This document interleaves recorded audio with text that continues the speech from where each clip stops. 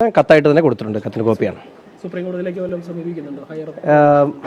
പല അഭിപ്രായങ്ങളുണ്ട്. തീർച്ചയായിട്ടും ഹൈക്കോടതിയുടെ കമൻറ്റ് നിങ്ങളെല്ലാം വായിച്ചിട്ടുണ്ട്, എല്ലാ പത്രങ്ങളിലൊക്കെ വന്നിട്ടുണ്ട്.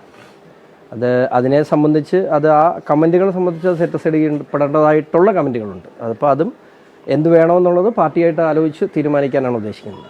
അപ്പോൾ PC ജോർജ് പറഞ്ഞ വാക്കുകൾക്കപ്പുറത്ത് അദ്ദേഹം പറഞ്ഞ വാക്കുകളിൽ ആരെങ്കിലും വേദനിപ്പിക്കുന്നുണ്ടെങ്കിൽ പിറ്റേ ദിവസം അദ്ദേഹം അതിന് കൃത്യമായ ക്ഷമാപണം, പ്രത്യേകിച്ച് അദ്ദേഹത്തിൻ്റെ വാക്കുകൾ പ്രത്യേകിച്ച് എടുത്തു പറയണം.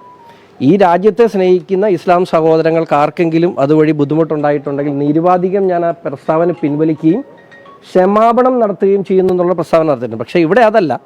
ഇവിടെ ആ വിഷയം കത്തിച്ച് നിർത്തണം. സ്വാഭാവികമായിട്ടും PC ജോർജിൻ്റെ അറസ്റ്റിലൂടെ ഇവിടെ മതസൗഹാർദ്ദം ഉണ്ടാകുകയാണ് ചെയ്യുന്നത്. അപ്പോൾ അവർക്കത് ലൈവായിട്ട് നിർത്തണം. ഇപ്പോൾ മനസ്സിലാക്കേണ്ട എല്ലാ കാലത്തും ഈരാറ്റുപേട്ടയെ ഏറെ സ്നേഹിച്ചിട്ടൊരു മനുഷ്യനാണ്. ഇപ്പോൾ ഈ നോട്ടീസ് തന്ന ഈരാറ്റുപേട്ട CI, അത് Erattupetta CI office PC George ഉണ്ടാക്കിയതാണ്. PC ജോർജ് ഹാജരാകേണ്ട ഈരാറ്റുപേട്ട മജിസ്ട്രേറ്റ് കോടതി PC ജോർജ് ഉണ്ടാക്കിയതാണ്. ഈരാറ്റുപേട്ടയിൽ ഇന്ന് കാണുന്നതെല്ലാം PC ജോർജ് ഉണ്ടാക്കിയതാണ്. എന്തിനാ ഈരാറ്റുപേട്ട മുനിസിപ്പൽ കമ്മിറ്റിയാണ് കേസ് കൊടുത്തേക്കുന്നത് അല്ലേ?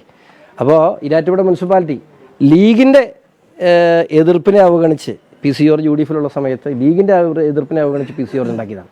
അപ്പോൾ അദ്ദേഹം ഒത്തിരി സ്നേഹിച്ചൊരു സമൂഹം വഴിതെറ്റി പോകുന്നൊരു സാഹചര്യം ഉണ്ടായപ്പോൾ ഇപ്പോൾ ഈരാറ്റുപേട്ടയെ സംബന്ധിച്ചിട്ട് ഈരാറ്റുപേട്ടയിലുള്ള എല്ലാവരും തീവ്രവാദികളെന്ന് ഒരിക്കലും PC ജോർജ് പറഞ്ഞിട്ടില്ല.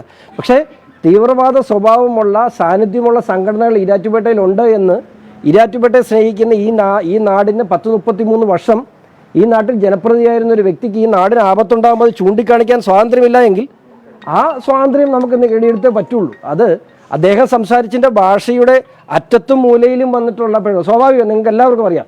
PC ജോർജിൻ്റെ സംസാര ശൈലി അത് എല്ലാവർക്കും അറിയാവുന്നൊരു കാര്യമുണ്ട്. അദ്ദേഹം സംസാരിക്കുന്ന പല കയ്യിൽ ഞാനൊരു കഴിഞ്ഞിട്ടെ ഹമാസിൻ്റെ നേതാവിനെ കേരളത്തിൽ കൂടെ പ്രസംഗിച്ചവർക്കെതിരെ കേസില്ല.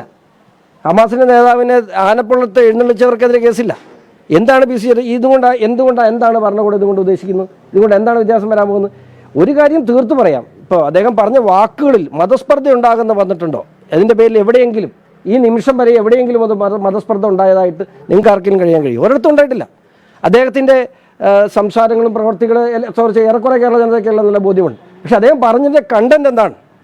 ഇവിടെയുള്ള തീവ്രവാദ സംഘടനകൾക്കെതിരെ അദ്ദേഹത്തിൻ്റെ പോരാട്ടം ഇന്നും തുടങ്ങിയതല്ല. അദ്ദേഹത്തിൻ്റെ പരാജയം പോലും കഴിഞ്ഞ ദിവസം പറഞ്ഞതെന്താ? പാലക്കാട് ഇത് സംഭവിച്ചു, ഇതിനു മുമ്പ് ഇത് സംഭവിച്ചു പൂഞ്ഞാറ്റിലാണ്, ഇനി സംഭവിക്കാൻ പോകുന്ന തൊടുപുഴയിലാണ്.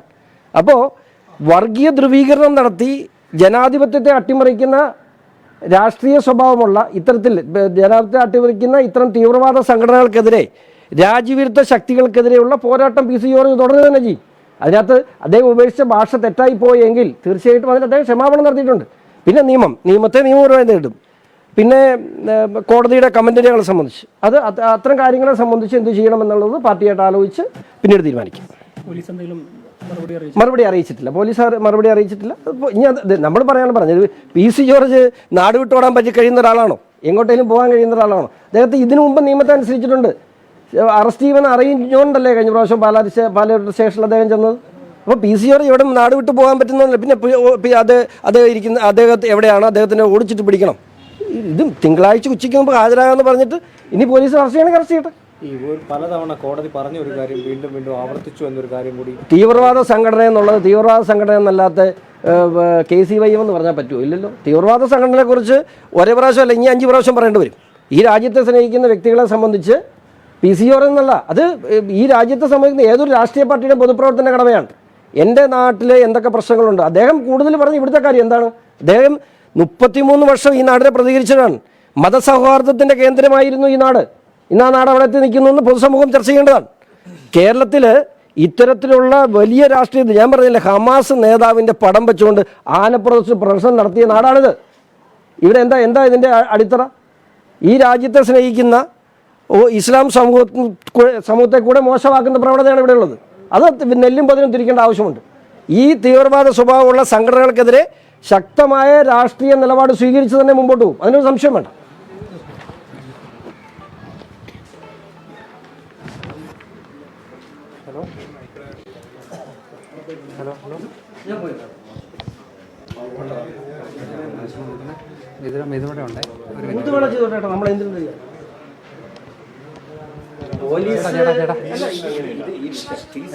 പറഞ്ഞ ആ ഒരു സ്റ്റേറ്റ്മെന്റിനെ മാറ്റി നിർത്തിയാൽ